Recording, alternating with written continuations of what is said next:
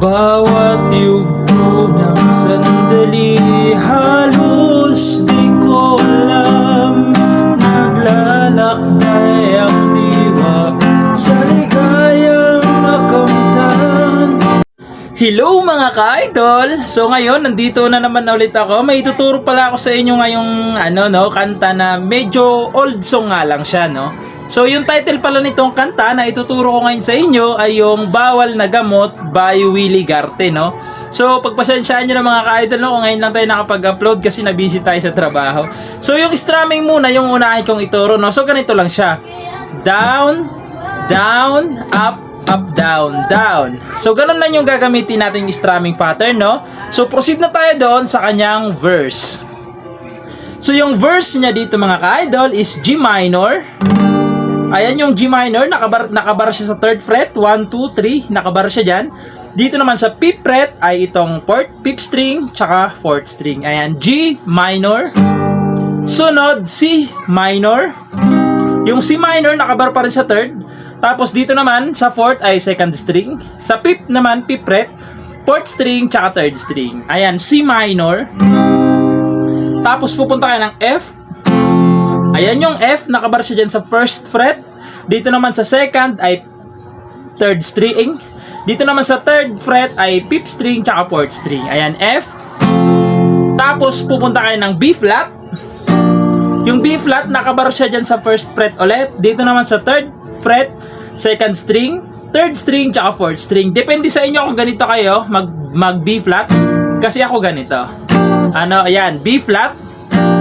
Tapos babalik ulit kayo ng G minor, tapos C minor, tapos D7. Yung D7 ito siya, 2nd string, 3rd string, tsaka 1st string. Ayan, D7, tapos isa pang D7, tapos G minor ulit. Okay? So sasampulan ko kayo ng kanta para mas maintindihan nyo. So ganito naman siya pag kinantahan. Bawat yugto ng sandali, halos di ko alam.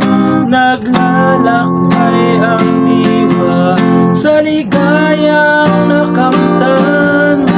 Gamot na bawal ay ayaw ko nang pigilan. Hinahanap-hanap ko at naasam. So ganun siya, no? So doon naman sa may chorus, doon sa part na pangarap ko'y doon na yun, no, sa chorus. So proceed na tayo doon sa kanyang chorus. So yung chorus niya naman dito mga ka-idol is G7. Yung G7, 1st string, 5th string, tsaka 6th string. Ayan, G7.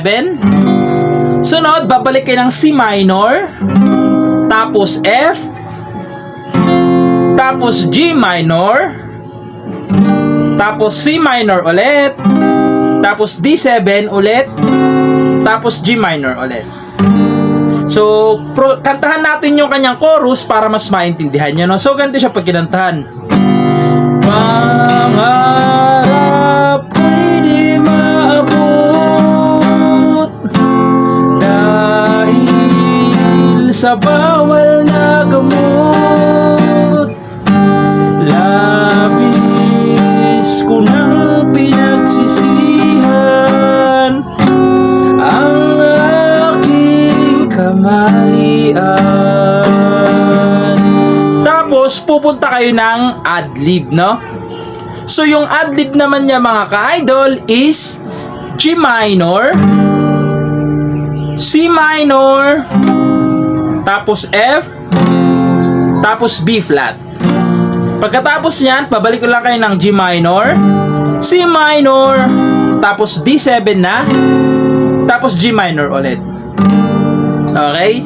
So pagkatapos doon nasa bridge na ngunit ngayon ay nasaan, doon na yun sa bridge, no? So puntahan na natin yung kanyang bridge.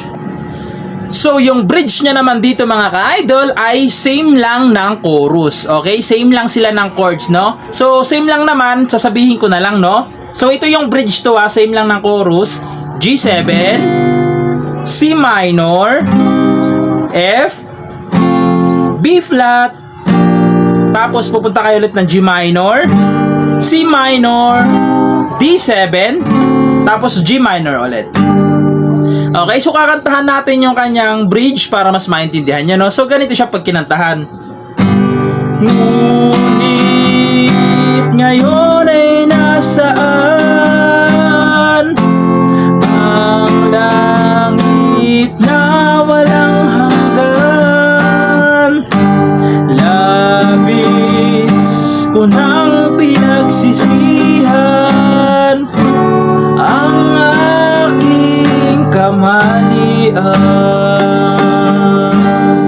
So, ganun lang siya mga ka-idol, no? So, sana nagustuhan niyo yung video natin. And ayun lang. Bye-bye!